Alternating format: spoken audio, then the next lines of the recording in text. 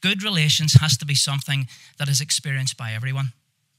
Not just in the comfort of their homes, not just in workplaces, not just in schools or in youth places, but whenever they travel, whenever they go, whenever they share space. So the focus today, I think, is extremely important in the three areas.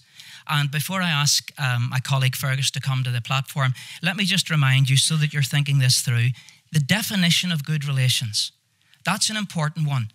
And we mightn't today, and the purpose of today isn't to get that definition, but it's try somehow within the 360 degrees on each of these groups to get something about what you feel should be there. I think there's an agreement that needs to be defined, but what should be in it? What should it include? Because if we don't know what it is, then we can't measure it. The second thing is how we measure it. Now, there's all sorts of ways of doing that. There's the short-term one and the long-term one.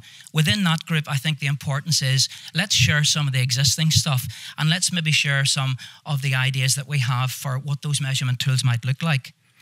And remember, this is not about outputs, but it's about outcomes. And it's about outcomes in the long term, so we can actually demonstrate that interventions make a difference. And finally, the big issue is around compliance and remedy. So how do we actually tie in compliance? And again, there's a lot of good practice that's been around under some of the legislation that already exists, obviously the Section 75, 1 and 2. And we've got some of that. Some of that is held by those of you that are working in public bodies. The importance today is to try to share some of that.